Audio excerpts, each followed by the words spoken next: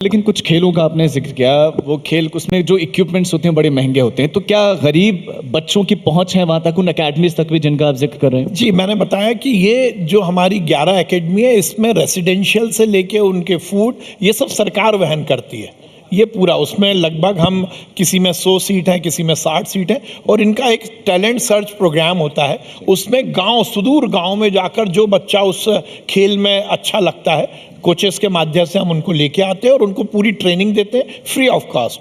Even international यदि coaches की ज़रूरत पड़ती है तो वो भी हम हायर करते हैं। उनको अच्छा खान पान मिल सके, उनको अच्छा माहौल मिल सके, उनको खेल का अच्छा इंफ्रास्ट्रक्चर मिल सके, इस पर हम काम करते हैं। तो ये टैलेंट सर्च हमारा के माध्यम से हम इन खेल जो एकेडमीज़ है उसमें एडमिशन कराते हैं। धन सिंह रावत जी, आपका स्वास्थ्य बड़ा शानदार है। आपने बताया कि योगा भी नहीं करते, कोई एक्सरसाइज भी नहीं करते, बस लेकिन चलते हैं। लेकिन चूंकि आपके पास एक बड़ी अहम जिम्मेदारी उत्तराखंड में मिनिस्ट्री है, तो उत्तराखंड की हेल्थ, उत्तराखंड का स्वास्थ्य कैसा है इस समय, इंफ्रास्ट्रक्चर वाइज, डॉक्टर्स वाइज?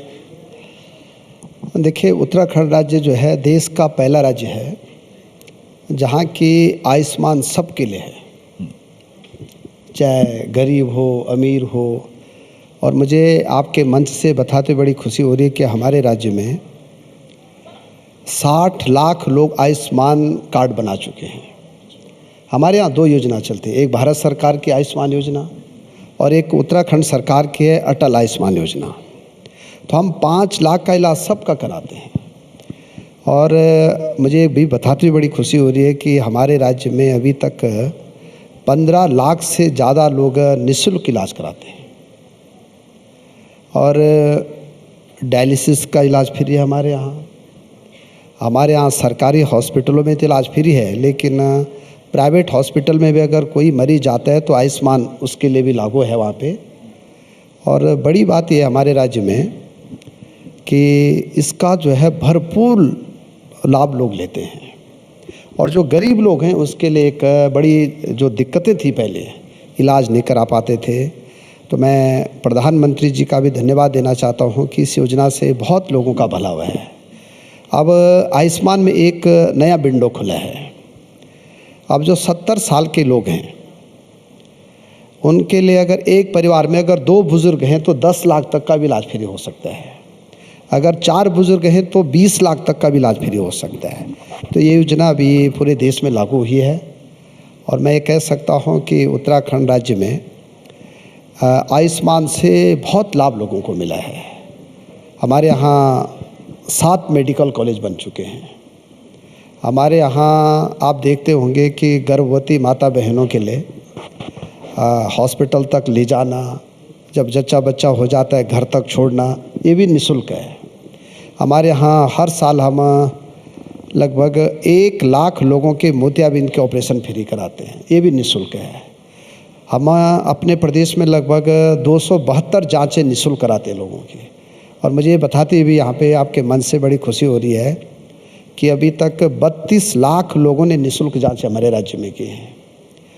हम मुख्यमंत्री धामी जी की तरफ से भी अगर कोई गर्भवती महिला जब जच्चा बच्चा हो जाता है तो एक हमारे राज्य में ईजाबोई योजना है, जिसमें कि हम गर्भवती माता बहन को 2000 रुपये पौष्टिक आहार के लिए अलग से पैसा देते हैं।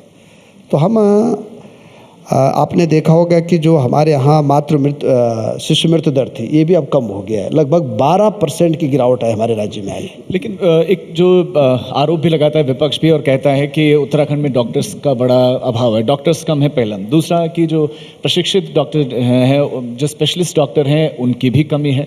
और तीसरा ये कि जिन गाँव में अभी सड़क नहीं पहुँची है, उन गाँव के लोग इतना मजबूर हैं कि आज भी कांधे पर महिलाओं या जो भी बीमार होता है उसको अस्पताल तक ले जाना। देखिए, आपने बहुत अच्छी बात कही है कि जो पर्वतीय जितने भी राज्य हैं वहाँ जिन जिन गांव में सड़कें नहीं पहुँची हैं, क्योंकि वन विभाग की एक बड़ी चुनौती है हमारे लिए, तो हम वहाँ कोई भी गर्भवती महिला को अगर हॉस्पिटल लाना है या किसी मरीज़ को अगर हॉस्पिटल लाना है तो जहाँ तक रोड है वहाँ तक तो हमारी एम्बुलेंस जाती है, वो फ्री में लेके आती है। रिस्पांस टाइम भी हमारे यहाँ 18 से 20 मिनट का है। लेकिन जहाँ रोड नहीं है, हम वहाँ एक पहाड़ में पालकी होती है जिसको हम डंडी कंडी भी कहते हैं। तो ऐसे लगभग 350 गाँव को हमने या तो को डंडी कंडी दे रखी कि वहाँ के 4 लोग मरीज़ को जो है सड़क तक लाते हैं, फिर हम हॉस्पिटल जो है हमारी एम्बुलेंस लेके जाती है।